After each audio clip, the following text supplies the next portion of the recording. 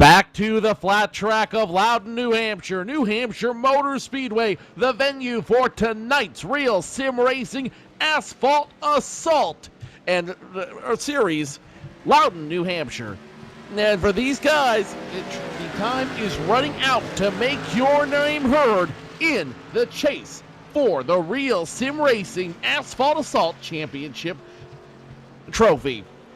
Good evening, race fans. I am Joe Cortez, joined by Harrison Weidlitz. You're watching us live here on ETV Live. Harrison, we got a fun night of racing ahead of us. 120 laps around this very flat New Hampshire Motor Speedway ought to make for some very entertaining racing tonight on many different levels.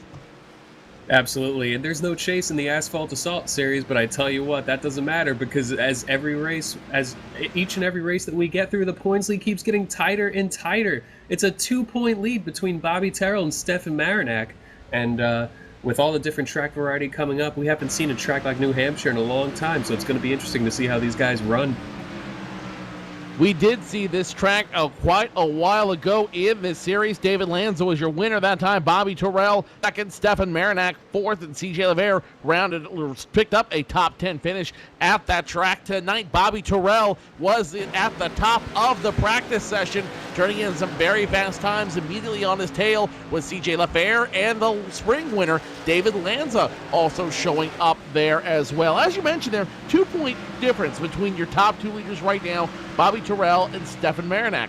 CJ Lefebvre not mathematically eliminated from it, but he needs some help in a big way if he wants to try to make his name known. Matt Lacrosse, Rhett McBride, John Abbott, Brian Harvey, Doug Roth, Doug White, and Dave Lanza all round out your top 10 out here. So tonight, it could very well turn from a 3-car race to a 2-car race.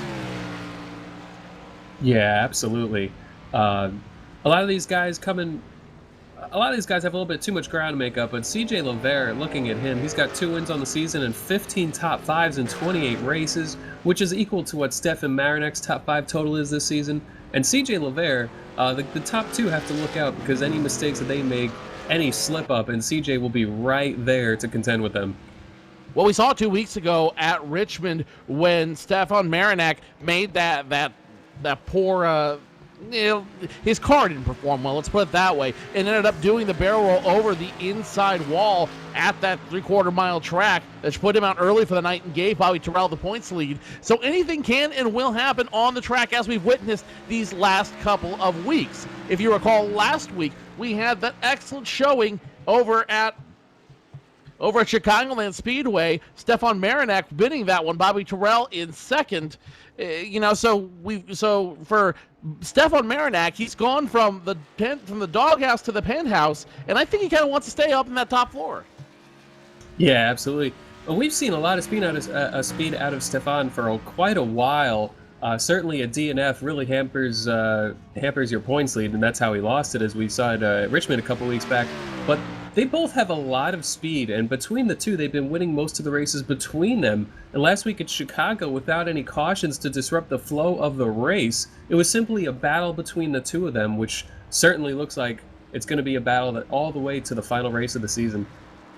Qualifying slowly starting to wind down. It looks like Bobby Terrell will be unchallenged at the top of the pole. CJ Lefebvre, David Lanza, and Stefan Marinak, all 4 of them in the mix tonight, going off for the first of 120 laps around this speedway. And you can't talk about short track without talking about David Lanza. He may not necessarily be in the points picture, currently sitting within the top 10 in points, but he's still operated very well on these short tracks. You remember, he won Loudon last time they were here, and he believed, if my memory serves me correctly, he was within a top 10 every time we've gone to a very similar track.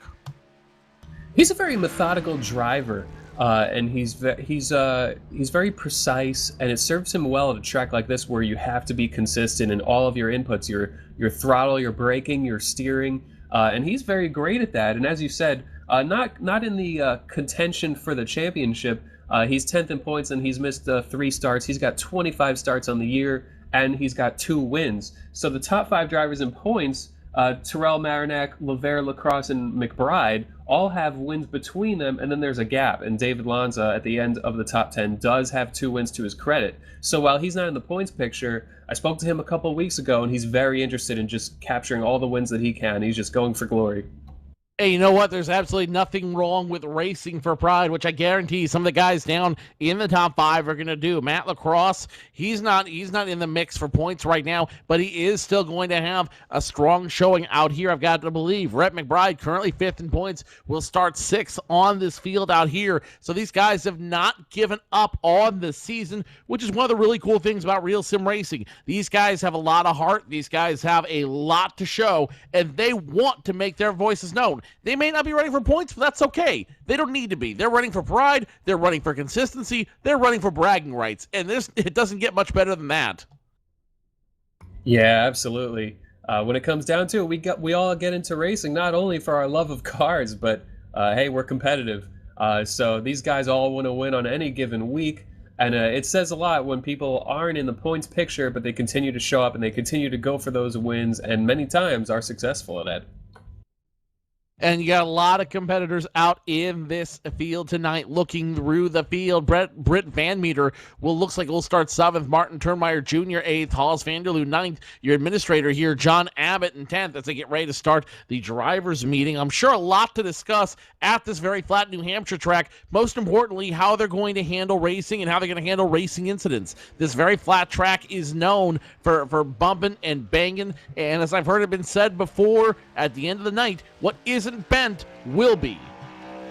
Yeah, definitely. This is a track where you really float it into the corners. You get out of the gas completely and you're using brake, and you're right on the limit of the tires. So if you overstep that braking point by just a couple of feet, you pretty much lose your entire entry. The car will get tight, it'll slide right up the hill, and if someone is above you, you're literally going to use their car to keep yourself pointed straight. As they say, 8 tires work better than 4. So that's something to look out here at New Hampshire, and certainly we will see quite a bit of contact, especially the primary racing groove. These guys enter about a groove high and stay high, and then they arc it, diamond it back down on exit.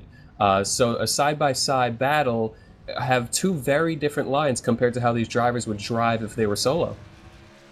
And a completely different style driving than we've seen the past 2 weeks at Richmond and Chicagoland. Completely different style going in, going out, and going around. And I think you said it well right there. 8 tires work here at these very short, flat tracks of 4. I think a lot of guys are making buddies around the track and getting some moves happening very, very early. Yeah, definitely. And actually looking at the qualifying times and the practice times, with the different style, it appears that Stefan Marinac isn't quite up to Bobby Terrell's speed right now.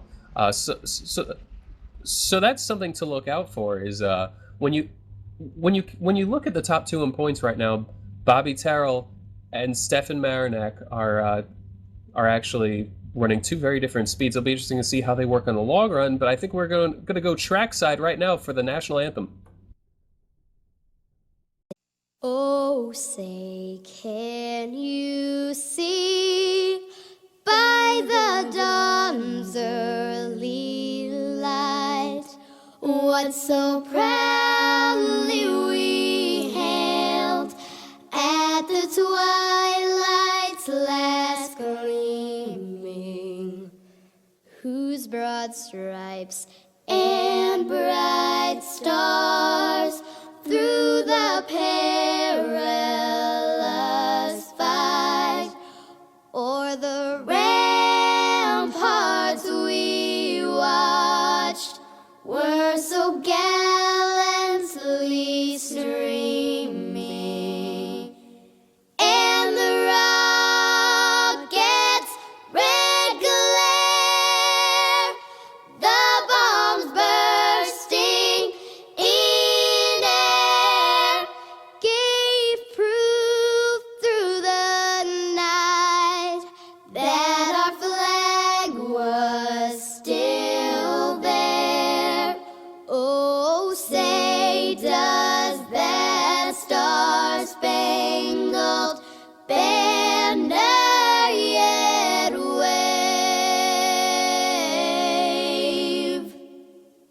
for the land of the free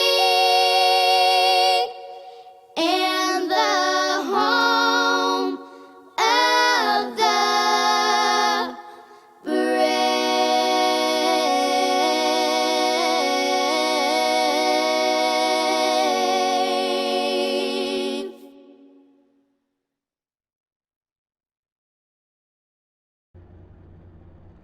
The Cactus Cuties delivering our national anthem and the virtual Thunderbirds with the flyover. Now let's kick it back trackside for the most famous words in motorsports.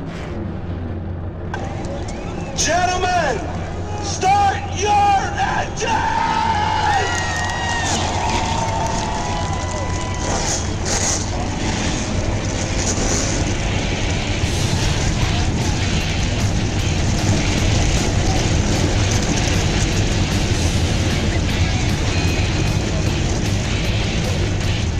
And with that 23 big Chevy big blocks, it's all start up, getting ready to do 120 laps of battle around this modern Coliseum in New Hampshire Motor Speedway. Let's go ahead and take you through the starting grid. Bobby Terrell, your points leader, on the point.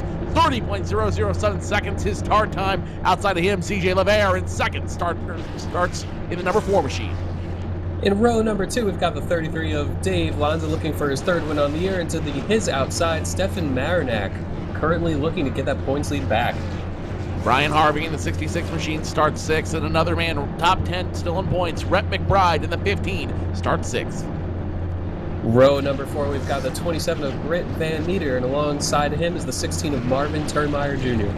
On the inside of row number 5, it's the 38 of Hollis Vanderloo, and outside of him, your administrator here at Real Sim Racing, John Abbott. Row number 6 has the number 03 of Nathan Bowers, and alongside him, the number 60, Daniel Bragg.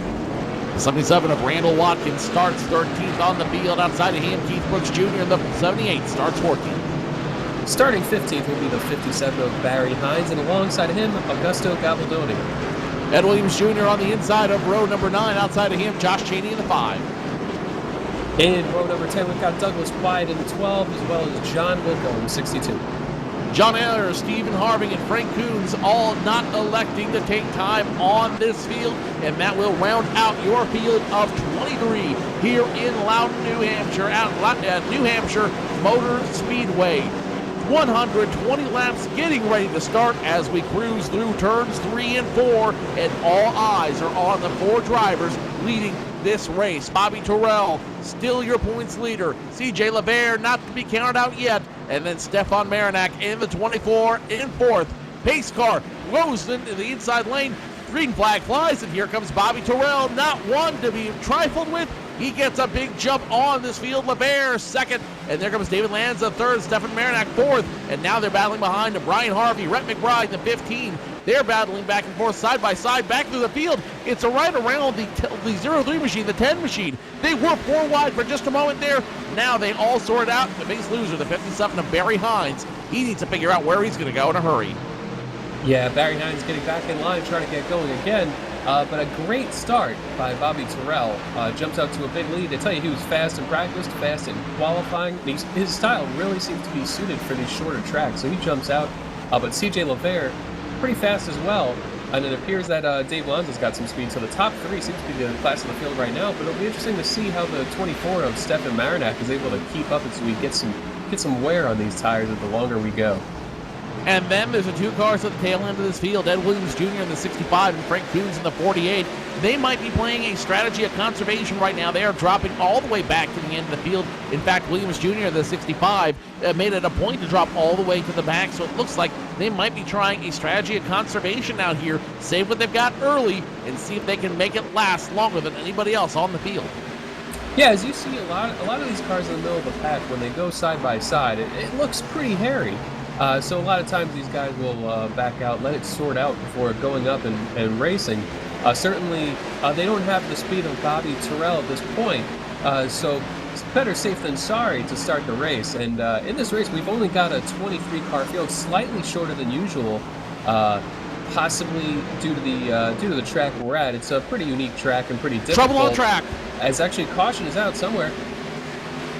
Trouble on the track started around the 666 of Augusto Gabaldini, John Wilco in the 62, and Douglas Wyatt all forced to check up. What happened is the 666 of Gabaldini looks like he just was forced to check it up through 1 and 2, ended up getting a push from Barry Hines in the 57 machine, and that almost brought out the yellow flag. The 666 able to save it, and we're still racing. Yeah, my apologies for saying caution. There was no caution. They kept it straight.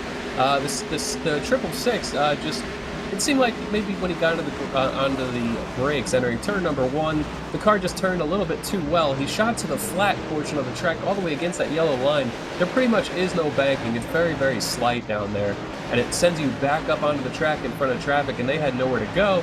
But luckily, they got it all under control and got it saved. As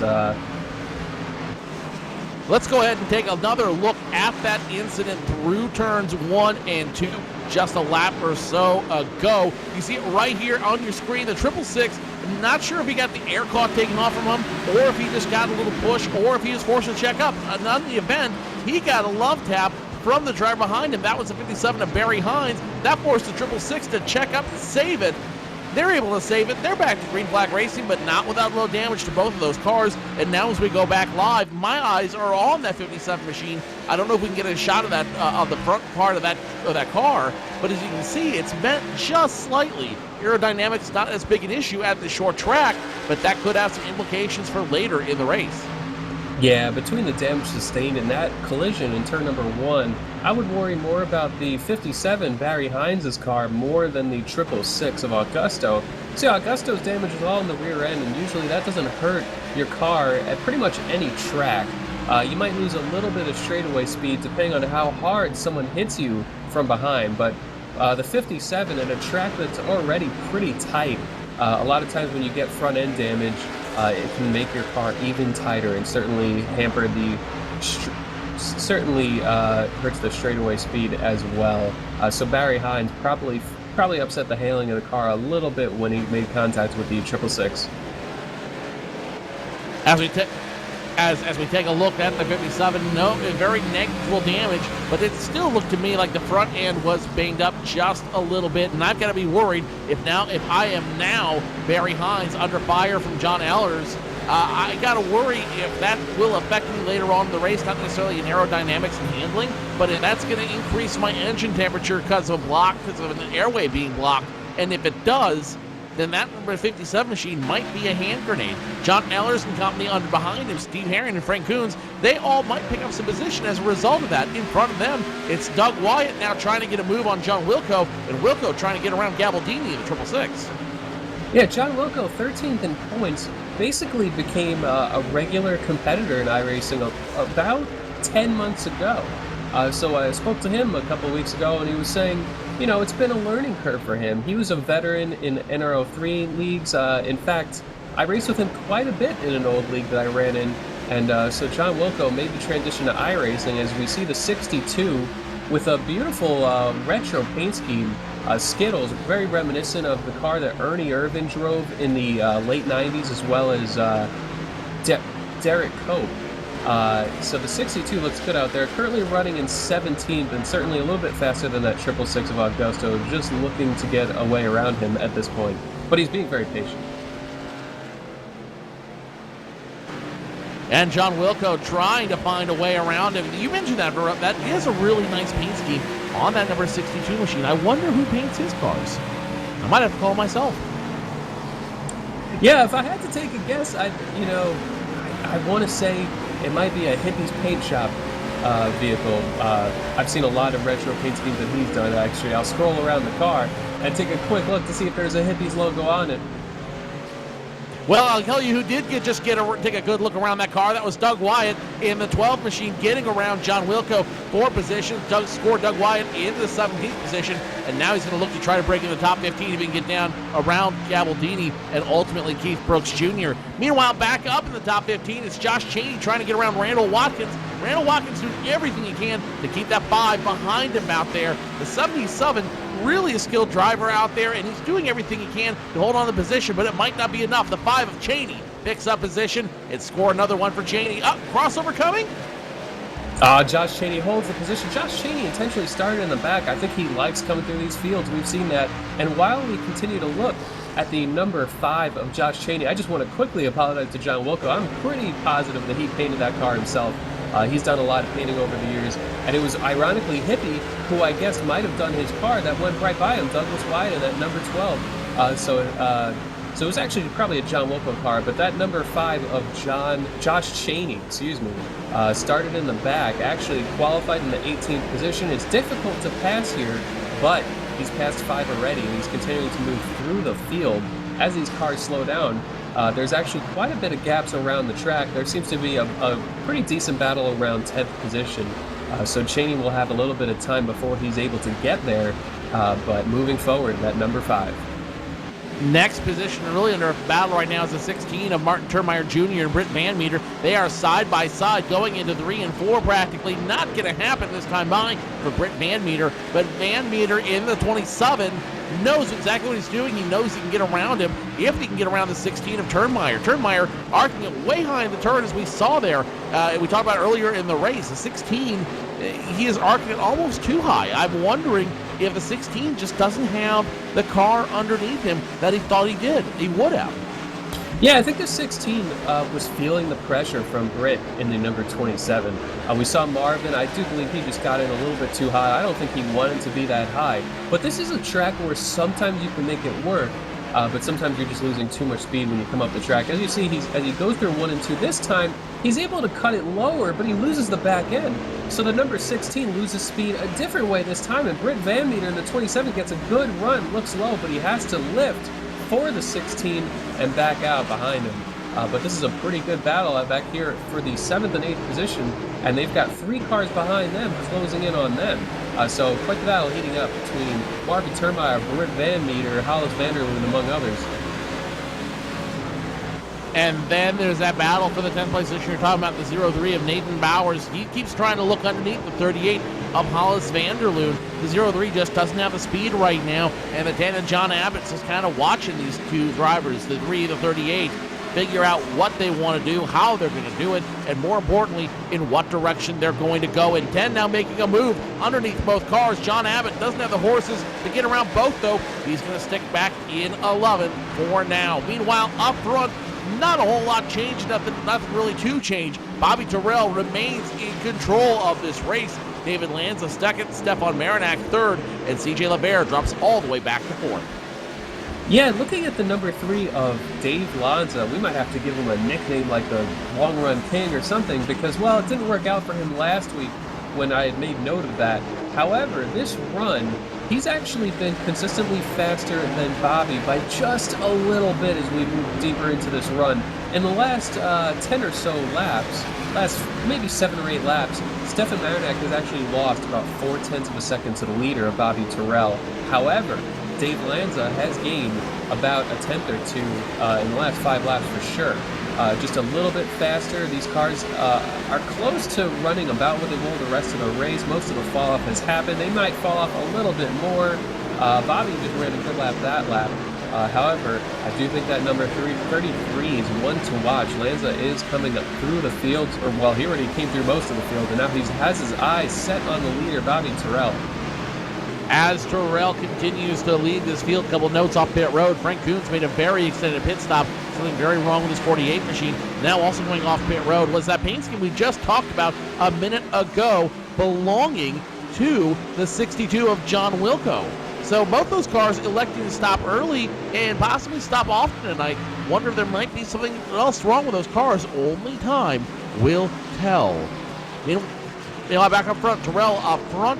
David Lanza second, Stefan Marinac third, LeBaire fourth, and Brett McBride rounds out your top 5.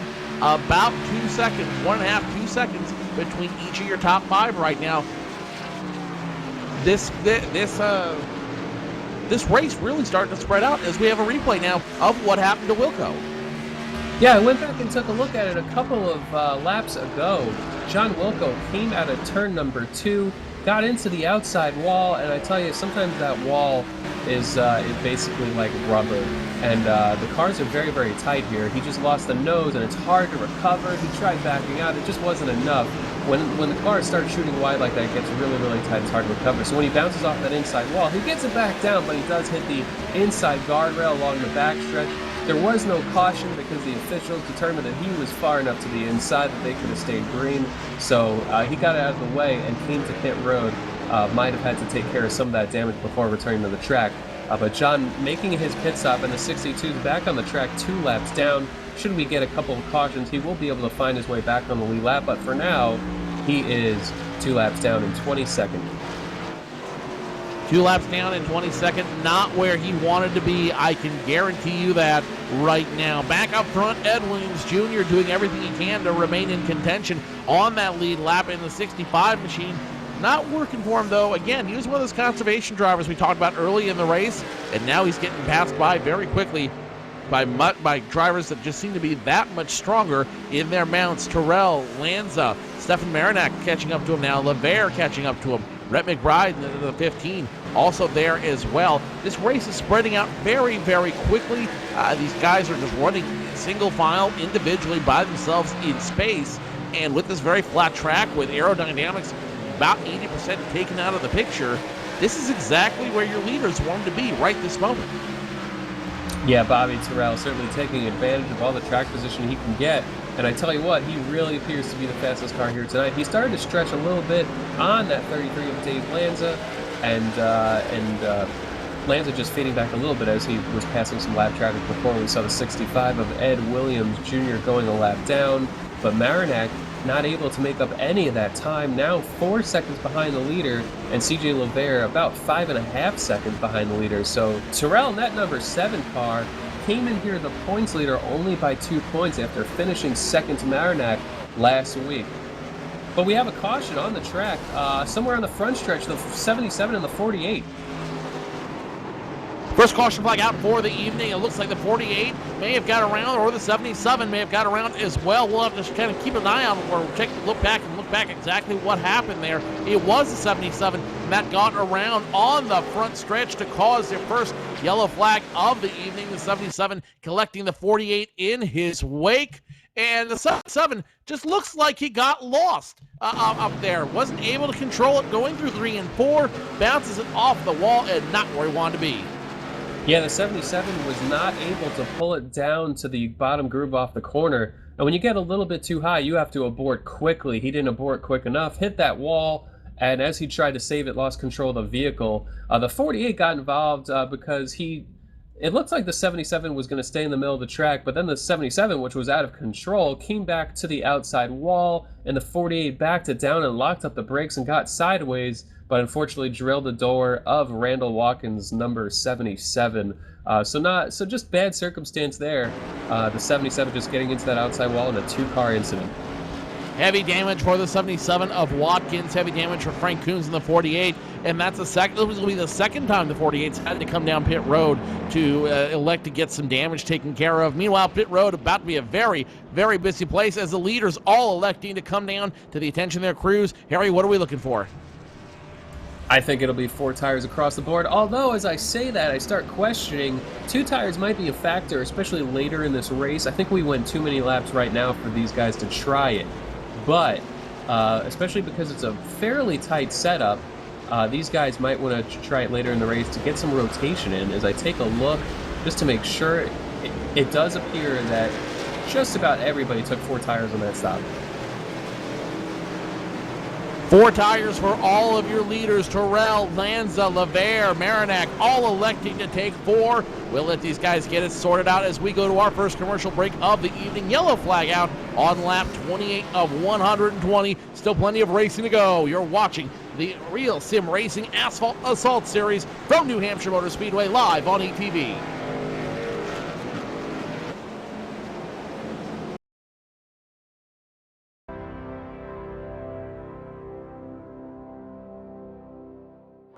It's time for those most famous words in motorsports. Drivers, start your engines!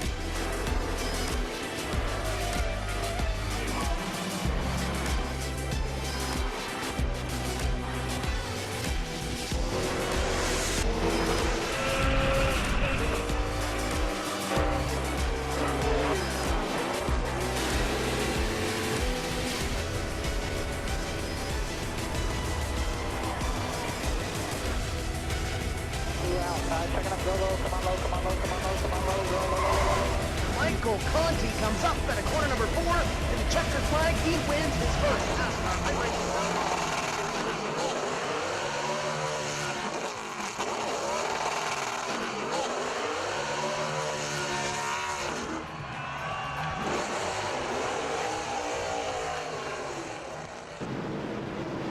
Field getting back to double wide formation here at New Hampshire Motor Speedway. It's the Asphalt Assault Series from Real Sim Racing. They're on ETV Live. Bobby Terrell, David Lanza, CJ LeVere, Stefan Marinak all getting ready for the restart this time around. And it's going to be a very good restart if past performance has indicated nothing. They hit the restart stripe. There they go. Bobby Terrell takes off like a shot once again, and we are back to two-line racing, but for how long is the question. Lanza, LeVere doing battle back and forth. LeVere will get passed up by the 33, the 24 wants a piece as well, and then there's a bunch of hungry guys behind him. Harvey, McBride, Turnmeyer, Nathan Bowers, the top 10 still running semi-synchronous double file throughout this restart. Yeah, this is a track where it does not hurt to be on the outside. We saw CJ LeVere get a great restart on the inside line, get alongside Dave Lanza entering turn number 1. The 33 able to clear him though, because that's where you want to be on entry to these corners. All the grip is in that lighter groove. It's pretty much the third groove on the track, but the second banked groove. So the 33 able to get back in line. CJ eventually getting passed by the 24 of Marinak, and they fade into the positions that they were in before that yellow. And someone I want to look at is the number 57 of Barry Hines. Actually went with 2 tires only, which might hurt him a little bit in overall grip, but I don't think at this track it'll make these guys too loose where they can't hold on to it. But right now it doesn't look like the gamble is helping his car too much. Right now holding in the 13th position, just losing a little bit of center speed compared to some of these guys. But 2 tires is something that probably could work here, especially later in the race, because I know what I worry about is 2 tires being something that'll make you way loose, but so far it's looking all right for the 57, although he's under pressure right now from the 78 Jegs machine, just doesn't have quite the grip as the other cars.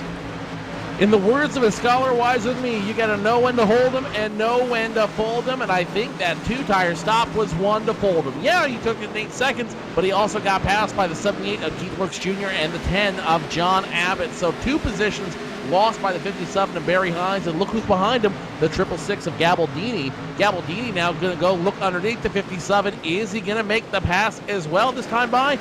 Almost. Meanwhile, behind them, almost trouble on the track.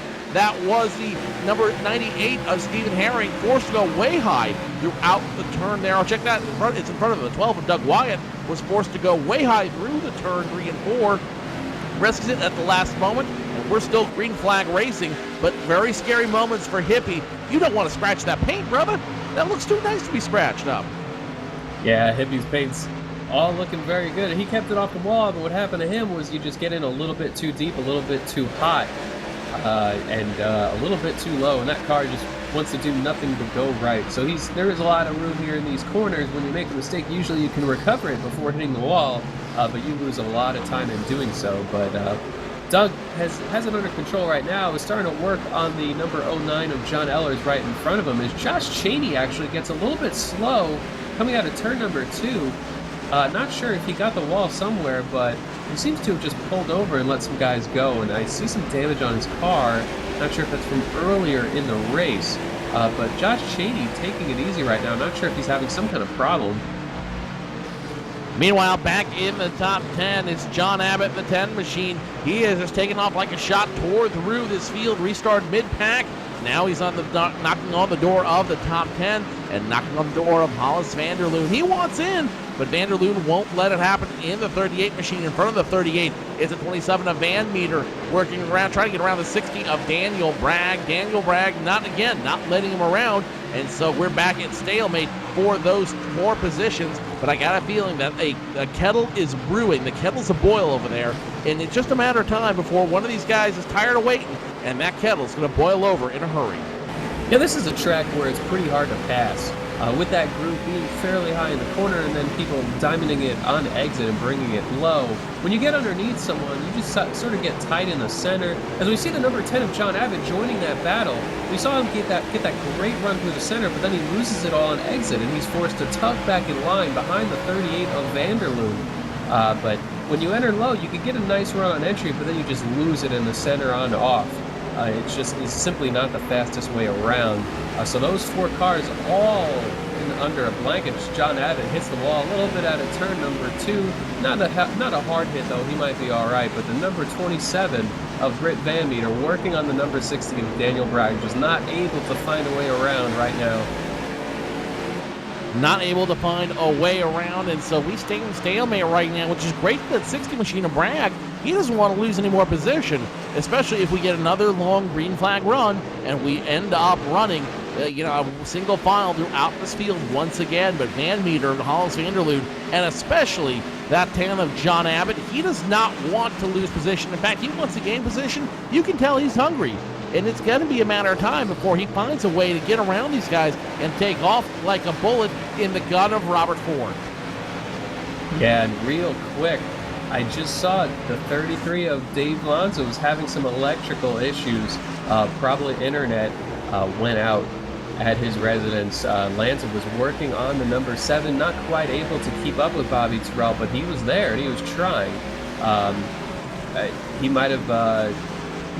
he wasn't quite able to keep up with him on the first run, I should say, but right there he was doing a really good job of it. But before it could turn into a battle, his internet went out. He hasn't come back into the server yet, so really tough luck for Lanza there.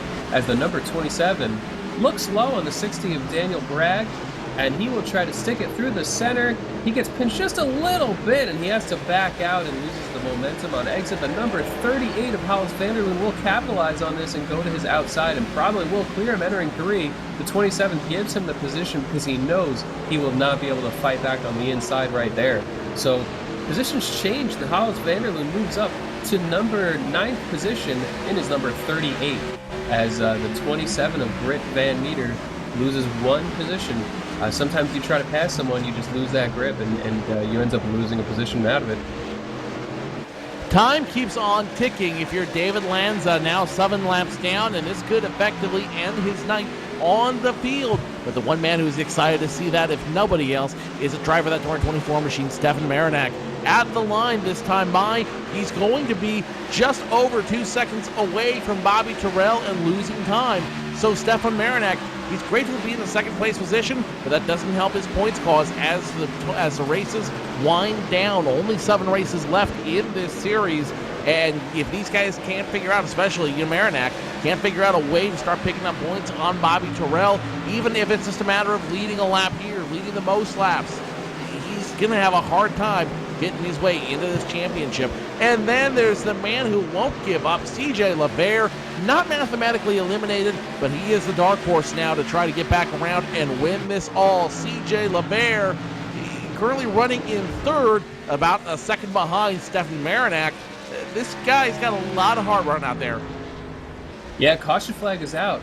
I may be wrong. I think it's for the number 48 as I look around the track.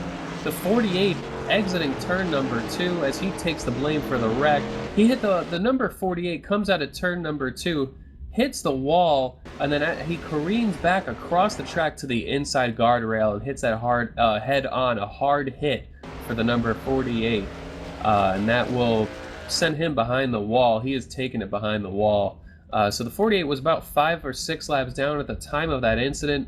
Another situation where we've seen these guys just get tight, not able to bring it down on exit, hit the wall, and then the wall sends them away to the inside wall. So that's about the 3rd incident tonight where we've seen that, the 2nd one being a caution flag. You know, that wall just seems to sneak up on you on this track. I don't know what it is, but that wall is just sneaky, and every once in a while it comes up and grabs you, and in this case it is going to end the evening of that driver of the 48 machine, Frank Coons. Pit road, once again, a busy place. We saw all these guys take 4 tires last time around. Will it be another 4-tire stop? Will it be a stop for anything else out here? Bobby Terrell leads them all down pit road. Harrison, what are we looking for? Yeah, I think if someone's going to take a risk, we might want to look at the 24. Although I expect them mostly to take 4 tires and not give up the track position, it does appear that we have one. Barry Hines might have gone with 2 tires again. Actually, no. Actually, Barry Hines did past his pit stall. He just bypassed it. John Wilco's going to take the wave around, but it looks like 4 tires for everybody. Late in the race, if Marinak is not able to win this race with 4 tires and we get a later caution, depending on how many laps we've gone, that might be his opportunity to take the lead and just try with all his might to hold off the number 7, because as we've seen, it can be pretty hard to pass. But going for 4 tires there, that was about a 20-lap run, not quite as long as the first run of the race. But Bobby Terrell and Stefan Marinak exit pit road as they came in. CJ LeVert in third as he came in, and possibly one of the bigger winners on pit road was John Abbott. Made up a lot of spots. In fact, the number 10 of John Abbott is the first car that I see that took 2 tires, just right sides, for the number 10. Yeah, I'd say he was a big winner. Goes from position number 11, takes tires, comes out 4th, and now is in contention to go racing with the big leaders of this race. I would absolutely say he is a winner, but don't take my word for it. You know what? Excuse me.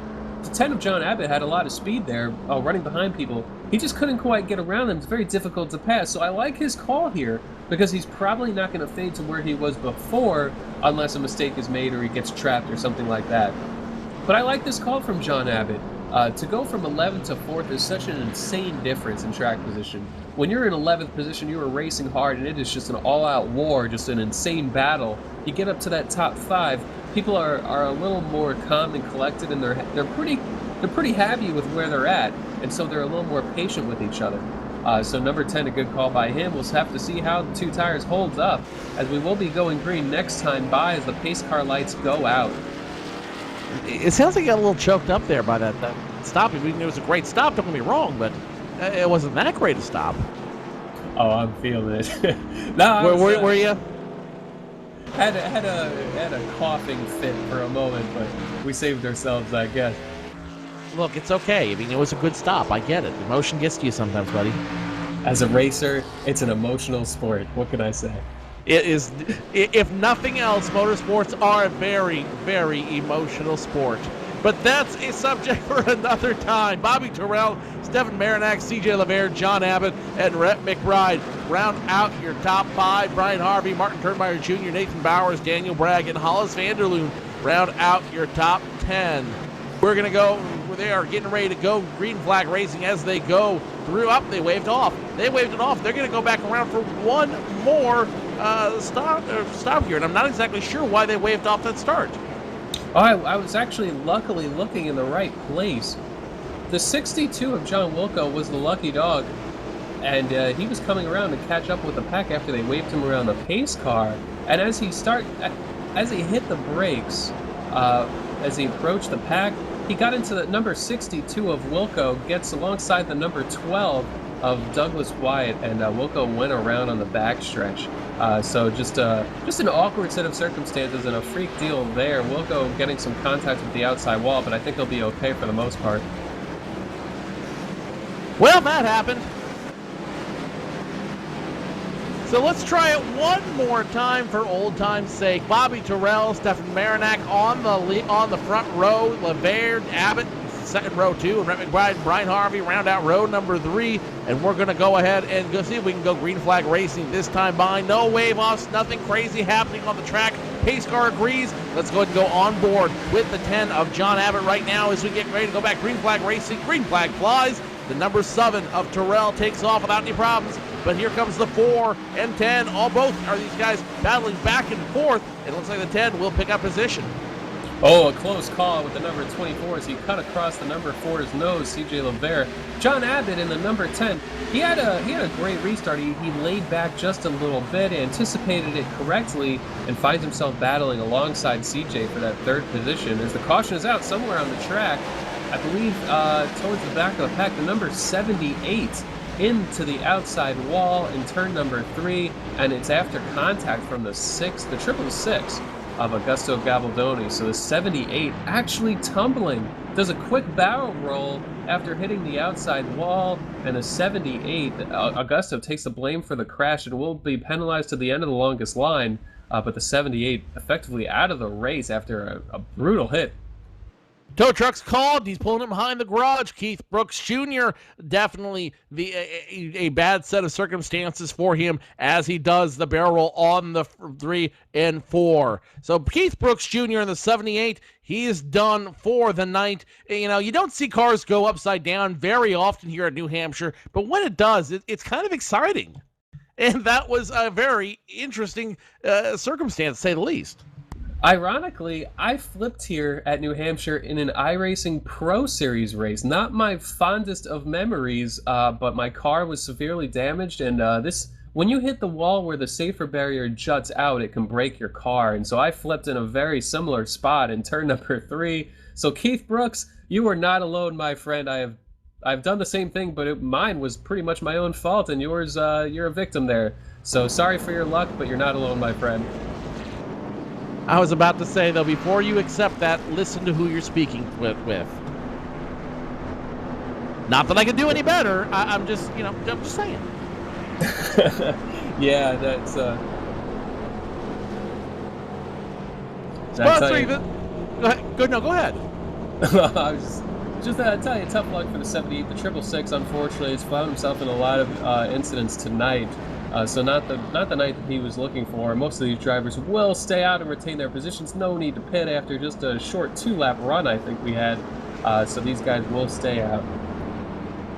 Sponsoring the Thursday Night Real Sim Racing Series, Inside Sim Racing is your first and best choice for all the news and reviews in online motorsports. Join Darren Ganji and Sean Cole for the latest and greatest in product reviews, simulation auto racing games for PCs, and the Xbox crowd. From steering wheels to full-size racing rigs, updates on popular racing games, and a whole lot more. It's the yellow pages of online auto racing. Inside Sim Racing has it all. Visit them at isrtv.com. Inside Sim Racing, isrtv.com, a proud sponsor of Real Sim Racing.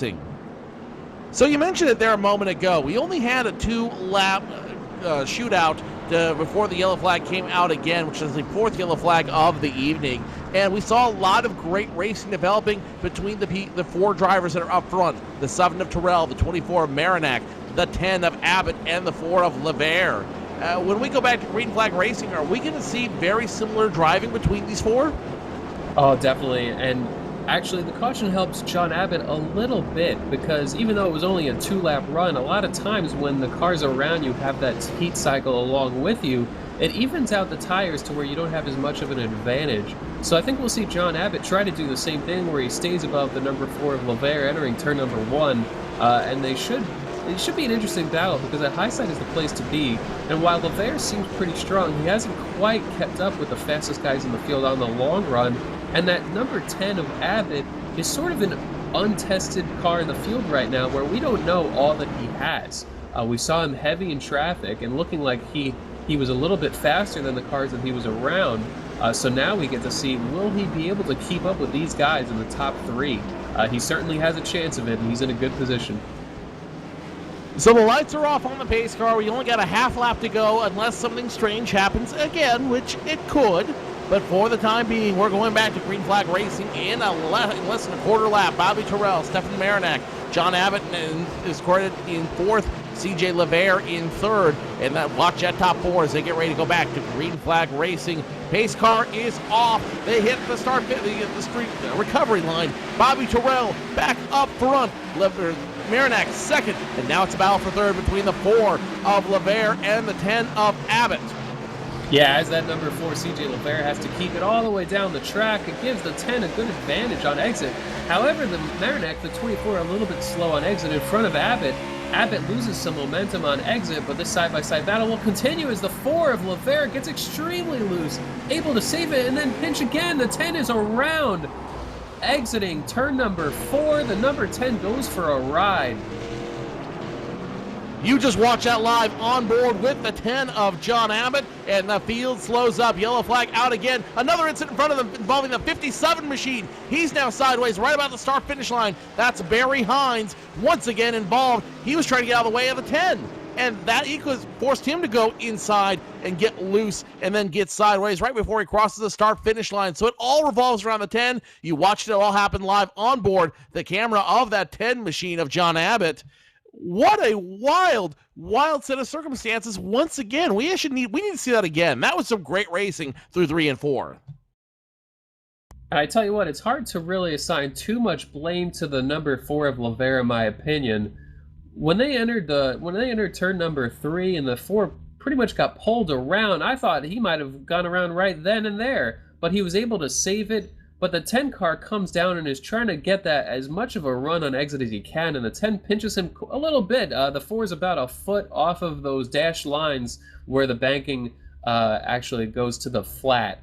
So the 4 was pretty low on the track. That is the low line here at New Hampshire from a racer's perspective, and the 10 was trying to get that good run, and unfortunately a little net code helped along the way, and the 10 gets spun right around.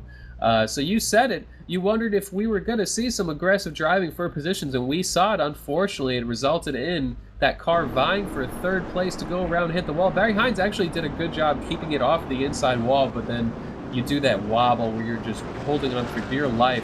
Everyone behind him did a good job of avoiding him as he spun out. So Barry Hines avoids serious damage, but the 10's going to have a lot of repairs to do.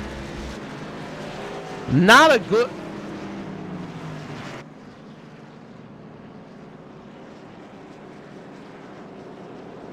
So not a good night for the 57 machine of Barry Hines, and even worse, the 10 of John Abbott. Heavy damage as a result of that incident. That car is towing out bad, and it does not look like it's in a very happy place right now. They may have to take that one behind the wall and get some repairs done on it. Abbott, the victim of some very hard racing out there, but I got a feeling that he'd rather go down swinging than end up in a 10th place finish. As these guys figure it out one more time, let's go ahead and take it to a commercial break for the second time in the evening, just about halfway, and it's still Bobby Terrell in control. Can he hold on? Only one way to find out. Stay tuned, race fans. You are watching ETV Live's coverage of the Real Sim Racing Asphalt Assault Series here at New Hampshire Motor Speedway.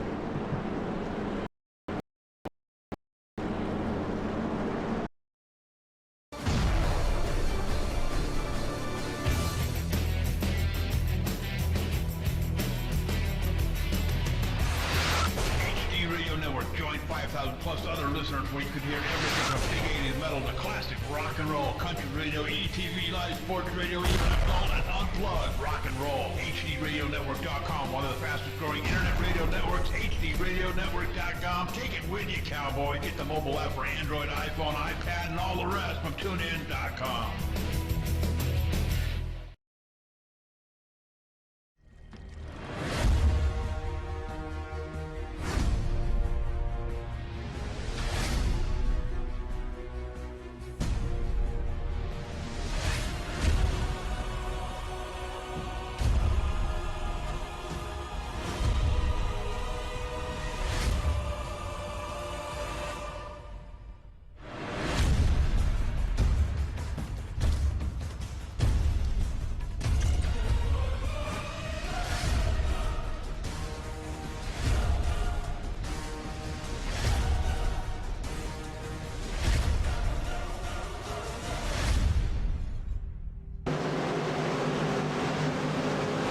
If Bobby Terrell crosses the line first, he will have locked in the most laps led. Green flag flies, and he does. Meanwhile, back in the field, the 57 is now 3 wide, doing battle now with a couple other cars out there. Looks like the 39 also involved out there.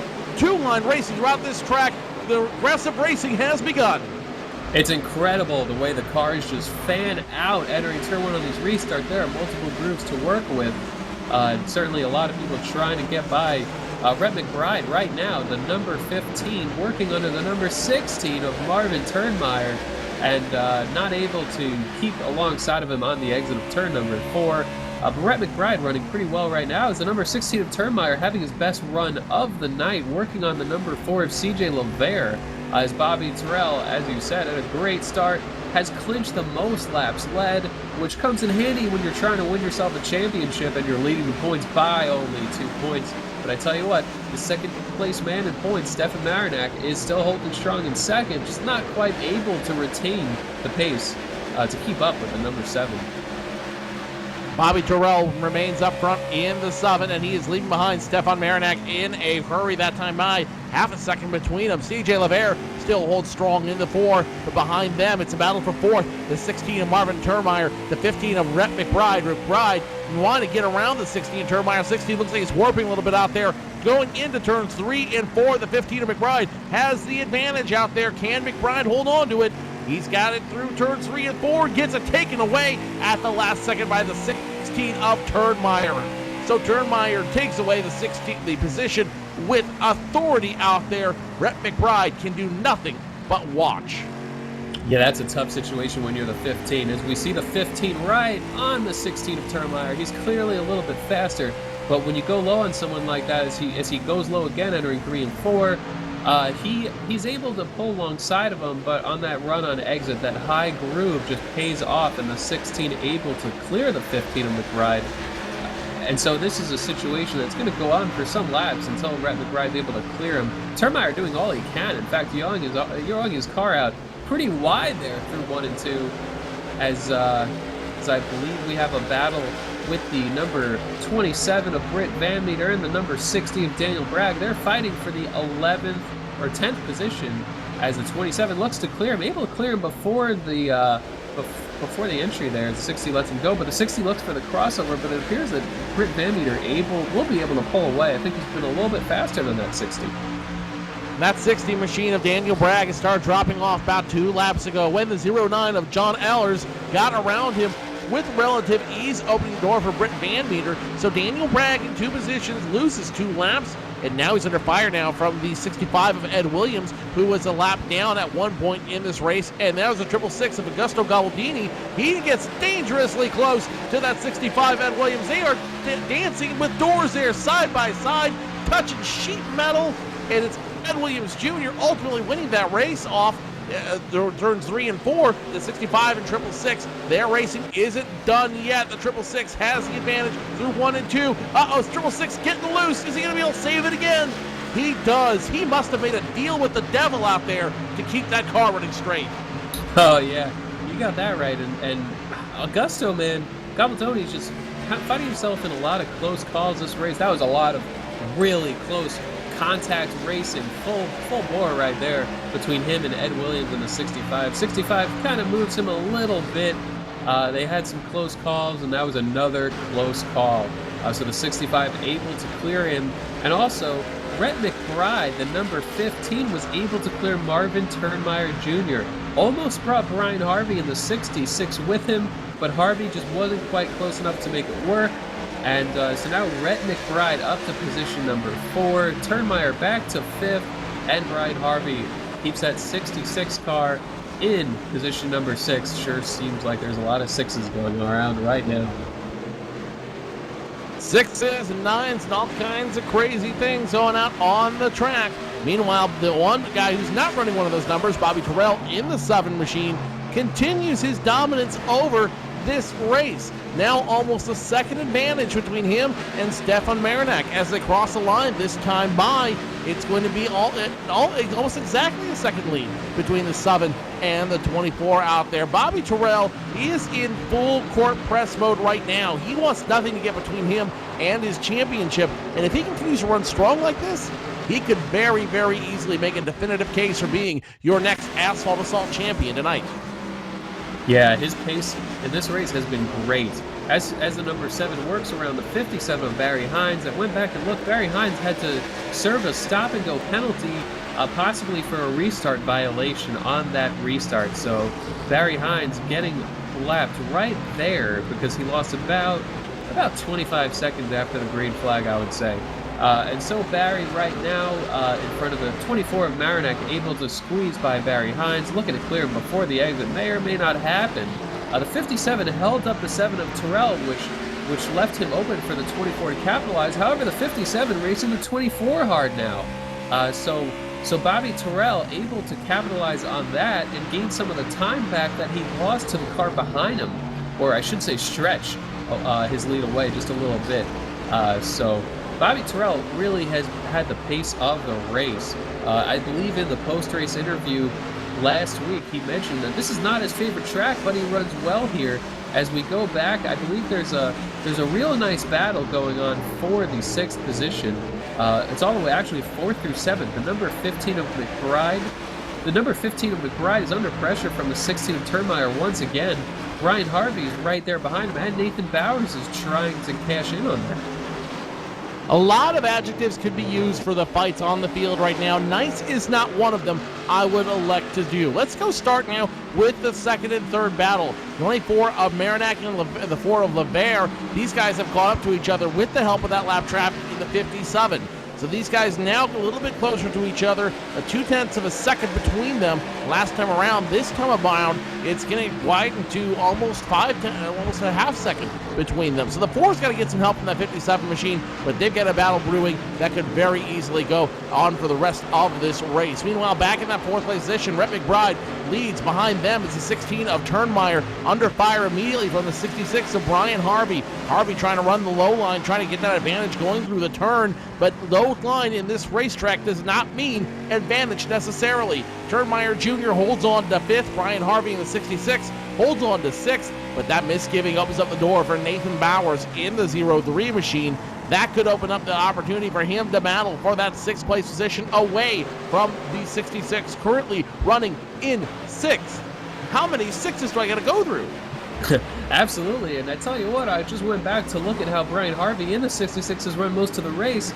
I went back about a half hour or more ago, and he was running in 6th then too. So I tell you, Brian Harvey has just silently just hung around right around that top 5 position for most of this race.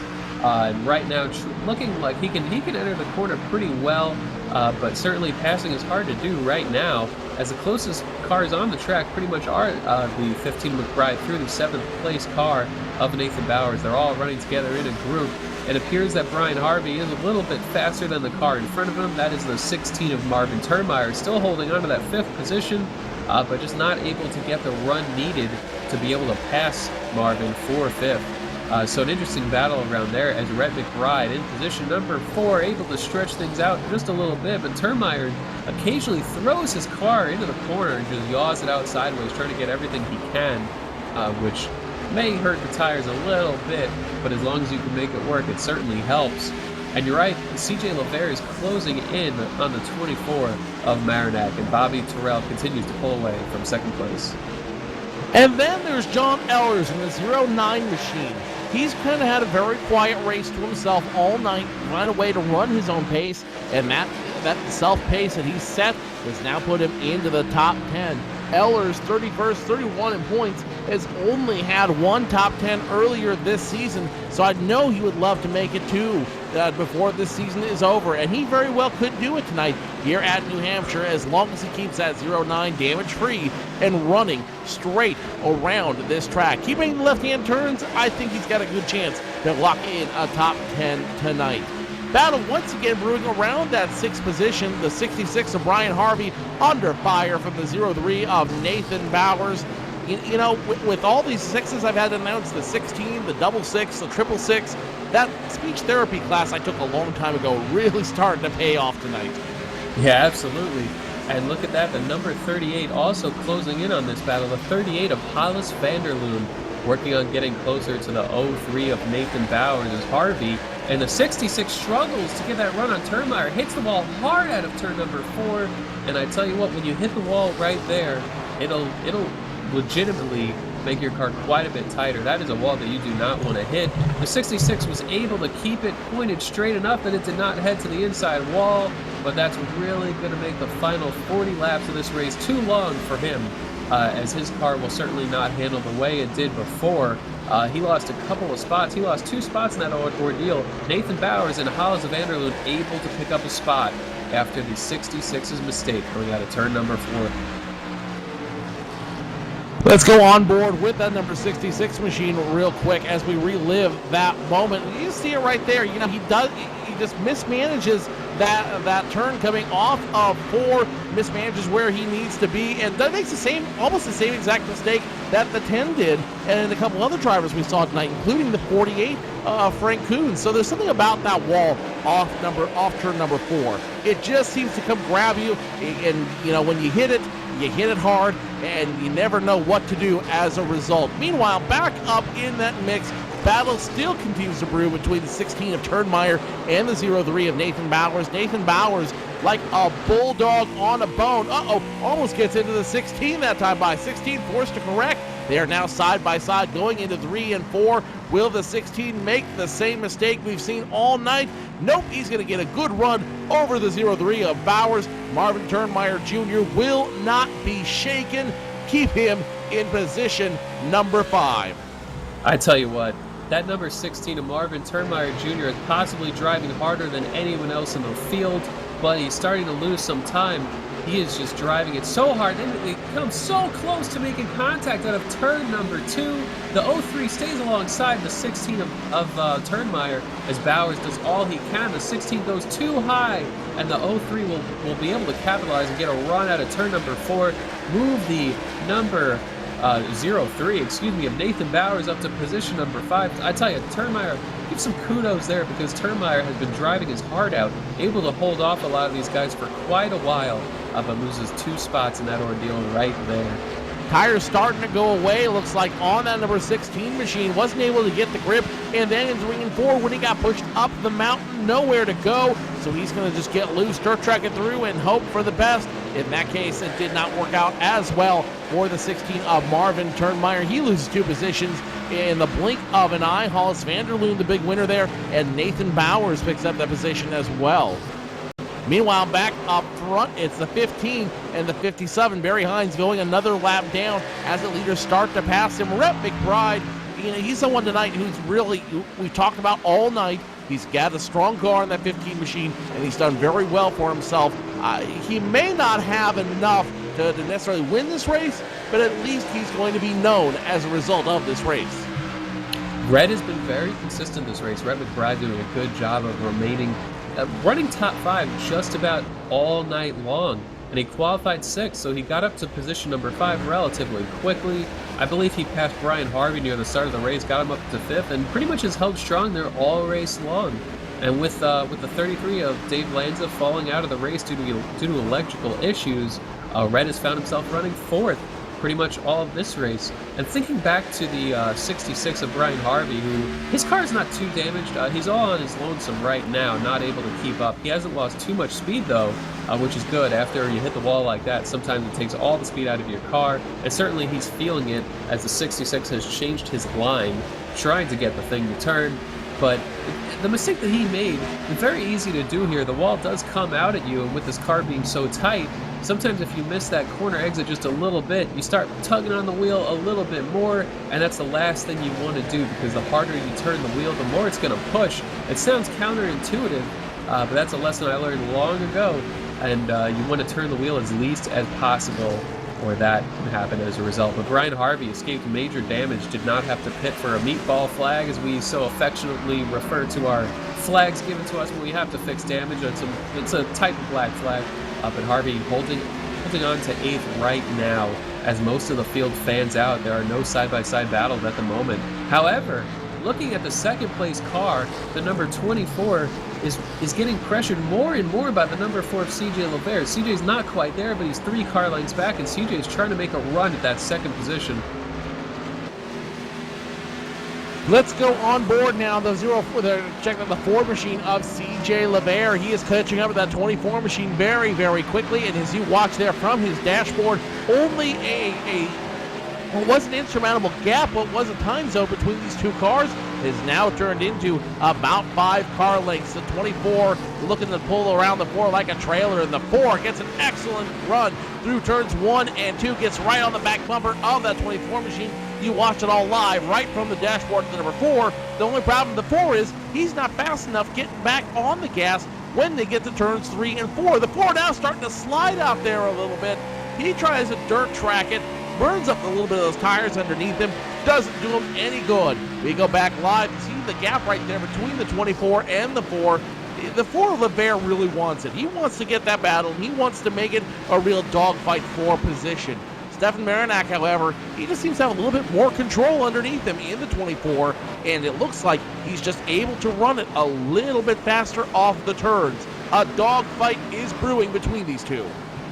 Yeah, the number 4 of LeVere, looking back at his lap times throughout the race, he has done a pretty good job of correcting whatever he was possibly doing a little bit wrong on his first run. He qualified up front. We saw him qualify second, then he faded early on to about 4th or 5th. And then he started, once we pit for the first time, I think he might have corrected some bad habits and has gotten faster throughout this race. So CJ actually has a little bit of rear end damage. It's not affecting him too bad, and a little bit of front end damage, but very minor. But CJ, as this race has gone along, it's a good example of somebody, as you learn the little nuances of the track, as you see what the drivers around you are doing, he's becoming stronger. And I tell you, a lot of these drivers up front are actually shifting. The gears in these cars allows you to go down to third to get a better run off the corner, but to do that, you just have to be, you actually have to be pretty careful with the balance of the car, because it will loosen you up to bring it down in a third gear. Our producer whispering things into our ear that we certainly cannot repeat on air tonight, but you both have a very valid point here. These cars can be a handful, especially if you're going back and forth between gears. You know, one false move of that rod right there, right beside your leg, and the next thing you know, you're slipping through this field, and it's not the right direction you want to be driving in. Yeah, you know, Pocono is another track where people sometimes opt for shifting and sometimes try not to.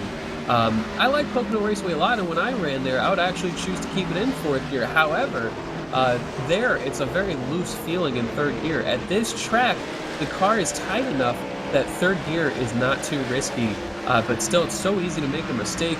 You kind of move the RPM in the wrong direction if you don't blip quite right, and you just lose the feeling of the car in the center of the corner and can lose even more momentum. So in order for shifting to be an advantage, you really have to do it right, and it adds a level of difficulty into it.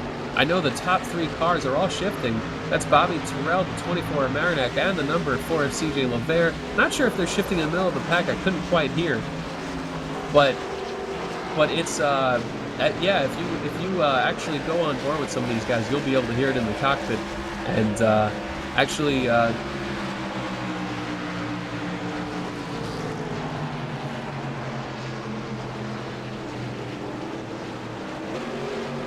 let's go on board now with the 7, Harrison. Let's kind of illustrate what we're talking about as you ride inside the number 7 machine. Walk us through that. Walk us through this transition he goes through with a turn. When you enter these corners, what you want to do is make sure that you don't shift too early. As you hear him come out of turn number 2, you hear that upshift exiting turn number 2 right at the exit. He stays into 4th gear all the way through here. He's downshifting very close to the center of the corner. You see, he doesn't want to get those RPMs too high and upset the balance of the car, so he waits until the car's pretty level and very settled into the corner, and then he goes down to 3rd gear around 100 miles an hour. So these cars are actually hitting about 145 at the end of the straightaway as he works his way past another lapped car. That's Augusto Gabaldoni that he just got by. But I think that's the technique that you really have to watch here when you're shifting, is just not too early, because the earlier you shift, the more you can upset your car. And the last thing that you want to do is change the feeling of the car very early on in entry. A small island nation separates Bobby Terrell from Stefan Marinac and CJ LeVere. That battle continues to brew right now. 0.4 of a second between them. Last time around, this time about 3 car lengths, and that gap just continues to get shorter and shorter. 0.3 that time, and the 4 and 24 now battling bumper to bumper. Yeah, Marinac under pressure, and as the lead has continued to grow, as Marinac has worried about the car behind him, it changes the way you run just a little bit. You start overdriving a little bit, if you're like me anyway. It's easy to overdrive when someone's putting pressure on you, and Marinac and CJ both losing a lot of time on the number 7. Bobby Terrell just running an incredible torrid pace this race, as the battle for second is 4.5 seconds behind the leader, and then they're all stretched out throughout the rest of the field with only 11 cars on the lead lap. You mentioned John Ehlers. Unfortunately faded back to 12th, not able to hold on to the top 10 right now, but I'll tell you what, John Ehlers did not put up a lap time in practice, did not qualify, came from 21st, currently running 12th, still a good run, still has a shot at a top 10, but the closest battle on the track is between the number 24 of Marinac and the number 4 of LeVere, and right now, there are 19 laps to go. 19 laps to go, and while we have one more opportunity here, let's go ahead and turn up those speakers and really feel the power of these gigantic big blocks as they tear around this New Hampshire Motor Speedway. You know what to do. Let's crank it up.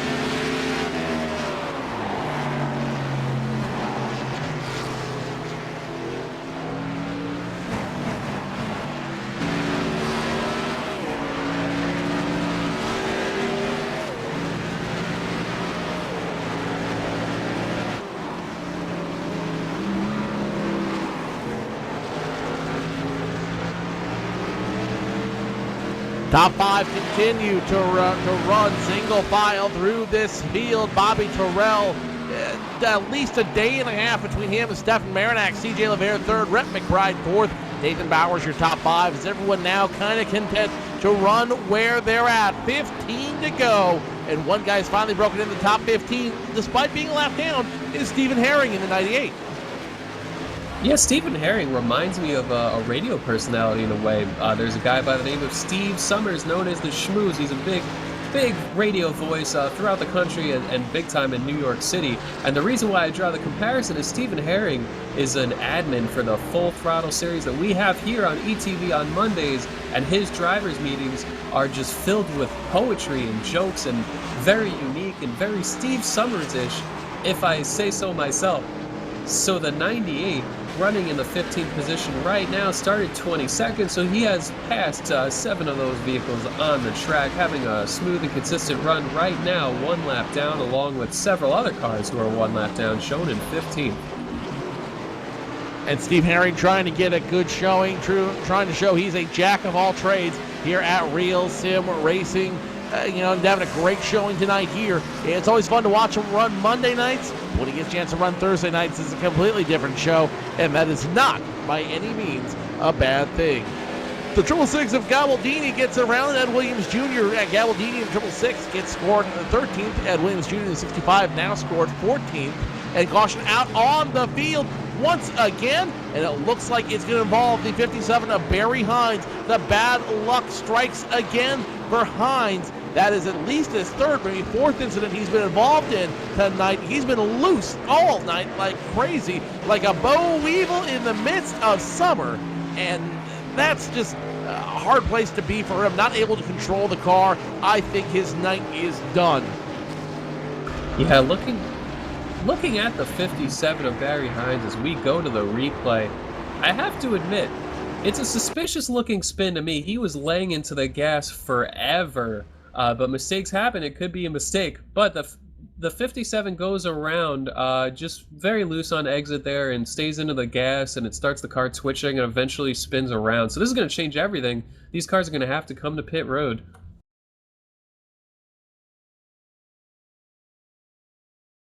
So pit road might be a very busy place. The Seven's got his nose pointed down that way. Is he going to lead everyone down with him?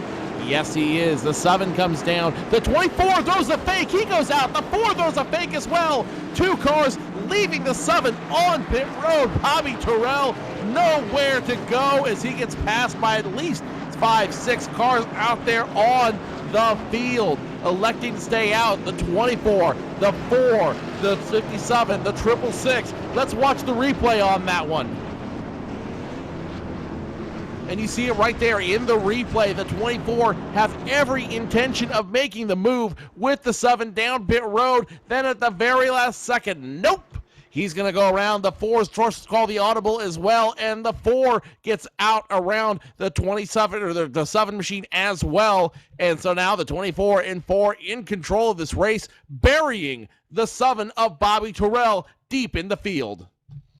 You know, that's the problem when you come into the pit road, or excuse me, when you have a caution late in the going and you're the leader, the number 7 of Bobby Terrell pretty much has to pit. If he pits, someone's going to stay out. If he stays out, everyone's going to pit. When you're in that position, you're the dominant force in this race. People are going to do the opposite of what you do. So Bobby takes right sides only, 2 tires on pit road, which was pretty much the only call he could have made. He doesn't want to lose much track position. Brett McBride in the number 15 also taking 2 tires, and then everyone behind them, I do believe, taking 4. So it's tough to pass here. He has the tire advantage. The number 7 has the tire advantage, but will he be able to pass these guys in the few short laps that we have left? You just saw it right there in the box in box, the 7 and the 7 getting passed by the 24, and that really is just an incredibly bold move on the 24's part. A great strategy move, great for him, but as we mentioned there, with the 7 taking at least 2 tires, he's going to be a touch faster out there. He's going to have a little bit more advantage on this field when we go back to green flag racing. So now you have to figure out what you're going to do and how you're going to do this. You can't run as hard as you want. You have to still run smart. But with time running out, we'll go back with about 6-7 laps to go. You know, you got to figure out how you're going to move through this field and when you make the move. It'll give you plenty of fodder to talk about on Rewind BS and Back Talk next week. Join the Cowboy, JD Webb, Jimmy North, Evan Posco Tuesday nights at 9 for an hour of Rewind, looking back at previous broadcast events, drama on topic too hot to touch. The boys ramp it up in the BS and Back Talk segment with thoughts and opinions on some of the hot topics in the online racing arena. It's a new show, fun, entertaining, no rules, no BS. Rewind BS and Back Talk, 9 p.m. Tuesdays on ETV Live Radio. So we get back, ready to go back green flag racing in just a moment here. It's Stefan Marinac in the 24 leading this race. The 4 of CJ LeVere in second, and Bobby Terrell finds his way into third. Let's go ahead and restart this race on board the number 7 as he's got to find a way to get around 2 cars in 7 laps. Can he do it? Only time will tell. The pace car's going to get the heck out of the way on this one. Green flag flies. The 24 doesn't even wait to the restart line. He's gone. The 4's going with him. Now the 7, you saw it all on board his car. He's got to make the move in a hurry. Yeah, heat cycles helps the grip of the number 4 and the 24, but the 7 with 4 fresh tires goes right underneath the number 4 of CJ. 2 fresh tires on the number 7, gets underneath the 4, and if he wants to take advantage of those 2 fresh tires, he needs to do it right off the bat. The 7 clears the number 4 of CJ LeVere. As the caution comes out again, the 24 is put in a really good position right here because they will restart the race. They will restart the race one more time, but this gives fewer chances for the number 7 to get that lead back from the 24. 38 machine Hollis van der Loon gets passed up. Lori, let's go ahead and run the replay for him. The 38 and 16 get involved, going immediately into turn 3, and the 16 does the pit maneuver, it looks like, on the 38 machine. 38 will collect that car we just talked about earlier, Stephen Herring, and Herring, who has had a good quiet run all night, that's going to hurt him big time. It's not what you want to see if you're the driver of that number 98 machine. Now his back fender's tore up, his front fender's tore up. The ETV Live curse just may have got him, and that's nothing you can do about that. Just accept it and pack it up and hope for the next race to be a little bit better. Yeah, unfortunate for the 98. The wreck all began sort of in turns number 1 and 2. The 38 got way high on the track. and it put him in a vulnerable position. Nathan Bowers was running higher below the 38 than the 38 of Hollis Vanderloon anticipated. And so he ended up 3 wide going down the backstretch, and the 16 had room below him, but wanted to make sure that he didn't come down on the 10, and in doing so gets into the left rear quarter panel of Hollis Vanderloon's number 38. So around he goes, and that gives that brings us to a green light checker. Bobby Terrell is only going to have about 2 laps, I believe, to be able to get this done. So there will be a restart, but this takes a few laps off for the number 24 and puts him in a good position, because as the leader, you can really take advantage of those restarts as you dictate when the race is restarted. So let's go ahead and walk through the scenarios real quick. If you're the 24 of Stefan Marinak, you're going to probably restart on the inside. And again, you're not going to wait for that commitment line, for that restart line to take off. What do you need to do to secure the win and potentially get your points lead back? He needs to be really unpredictable on the restart.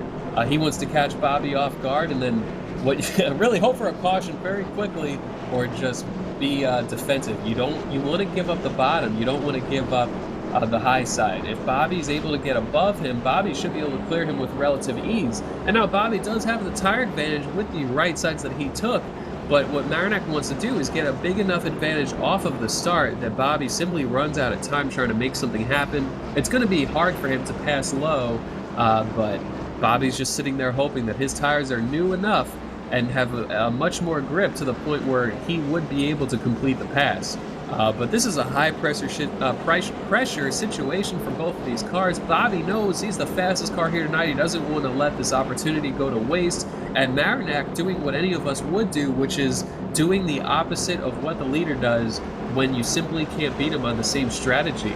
So this is going to be one exciting finish. And let's go back to the row behind them. CJ Lavere will restart in third as the lights go out, it appears. And Rhett McBride, yep, lights go out. They're going to go line them up, double file. Rhett McBride on the 15, just restarting in fourth. They can easily, one of these two drivers can very easily steal this race very, very quickly. Harrison, what do they need to do to steal it? I think with CJ, something would have to happen to the number 15, because CJ is on the older tires along with the number 24. But Rhett McBride has the same right sides that the 7 car in front of him has, so Rhett McBride should be able to use a lot of that grip coming through 1 and 2. So you'll see Rhett drive into turn 1 along with the number 7. Behind them, John Abbott 6, Britt Van Meter 7, Brian Harvey 8th, Daniel Craig 9th, and Marvin Turnmeyer Jr. rounding out your top 10. So here it is for all the marbles, a 2-lap shootout. Green, white, checkered. This is it. Another yellow flag comes out. The race is over. So 3 drivers all have to decide their fate in 2 laps. 24 gets the jump 4 immediately on him. The 7 left behind. We are back to green flag racing. 2 to go. Popsicle sticks in the air. Yeah, I tell you what, the 4 car and the 24 working together. I believe they timed that together to try to get a good start. The 7 trying to work by the 4 of CJ Lavere, not able to do it. That caution with another heat cycle helped these guys on the older tires, because Bobby's tire advantage is not as high as it would be, as Bobby absolutely throws it into turn number 3, trying to clear CJ. And if we get to the stripe to get the white flag, the race will end under green. I think the caution is out. Big wreck in the back. We're continuing to follow the action up front. It may have come out before they come out to the stripe. No, it looks like they might be slowing down at this point. They are going to slow down. Race is over. Stefan Marinak has to come around one more circuit to win the race. Bobby Terrell second, CJ Lavere fourth, Nathan Bowers fourth, and Britt Van Meter rounds out your top 5.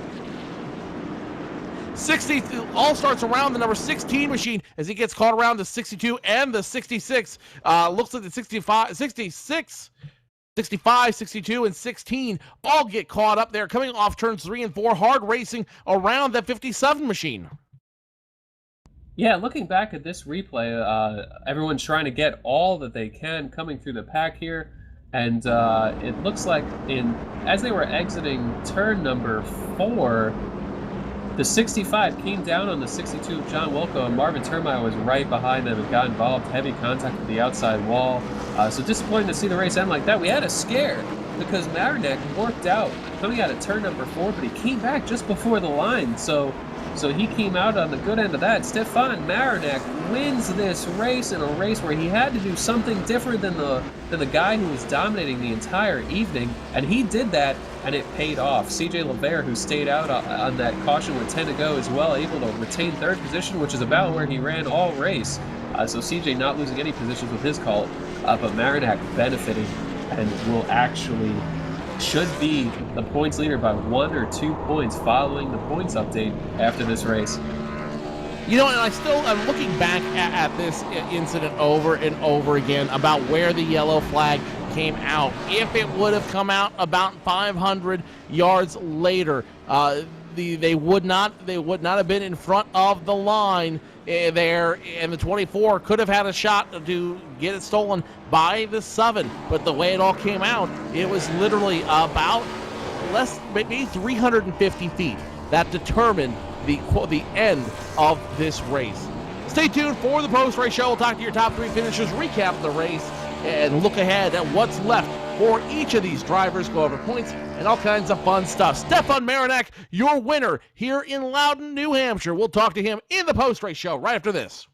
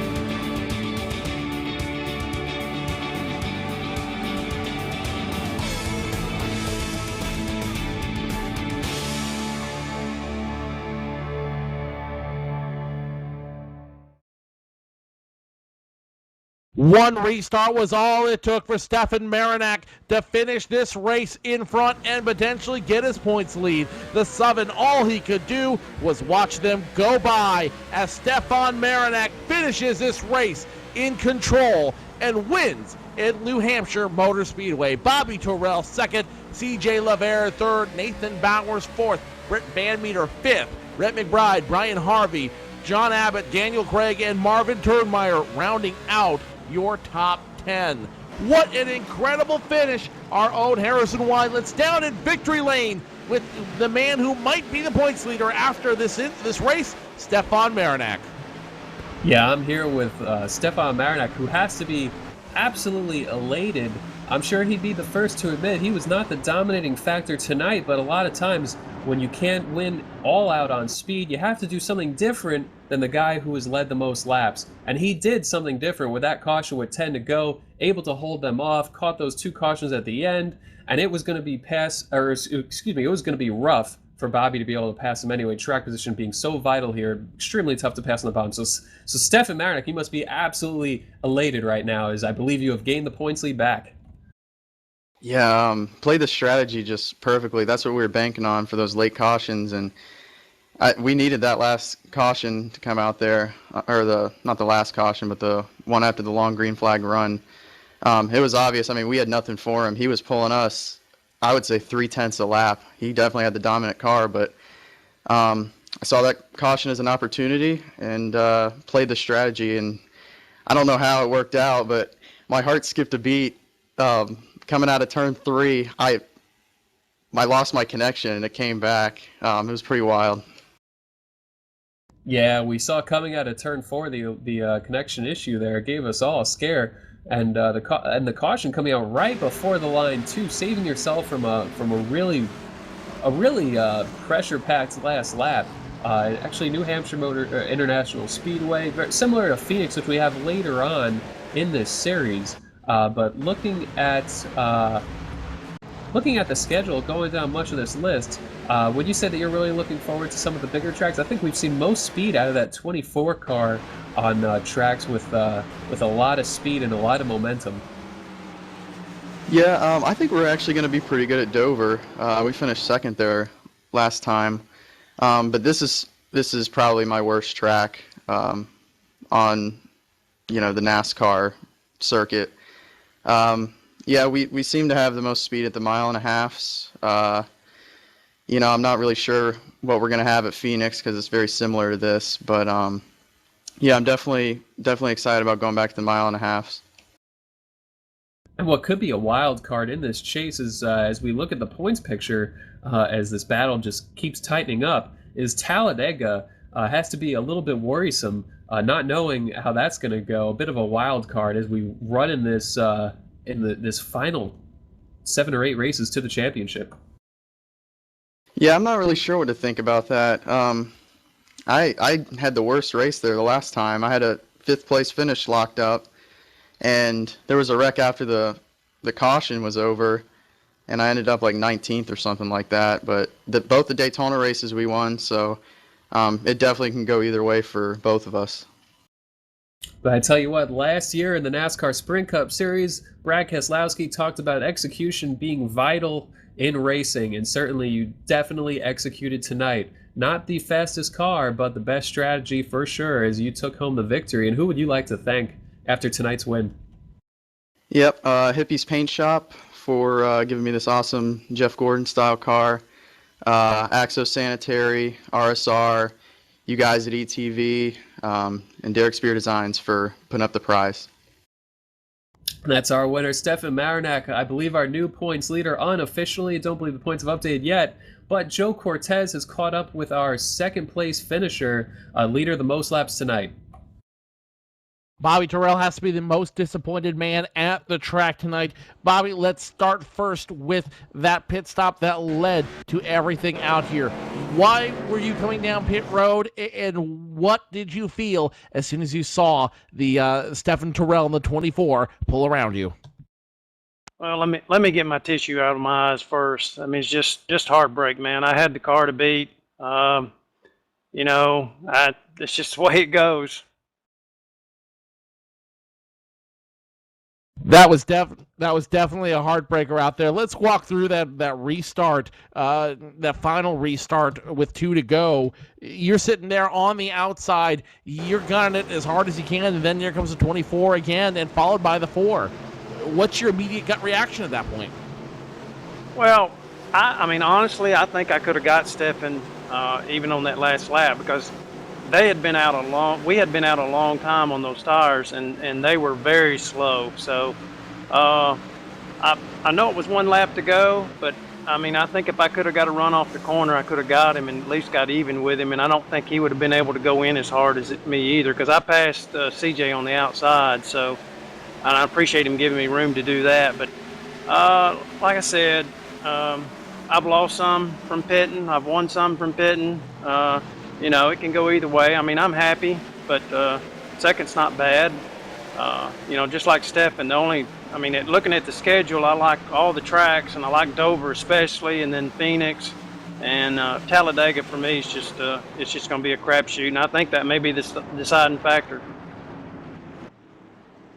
This race was really decided by about 350 feet. The yellow flag came out just before the 3. You crossed the start-finish line.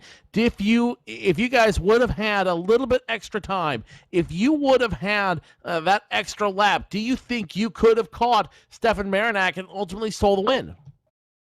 Oh, yeah, there was no doubt. I mean, yeah, that's how much of a difference it makes. We're talking a second difference, and I know track position is vital here, but when you can get a run on someone off the corner like that and pull up even with them, and especially outbreak them. So, like I said, if we'd had one more lap, it'd have been a different story. I mean, I really didn't want the caution to come out, but that happens.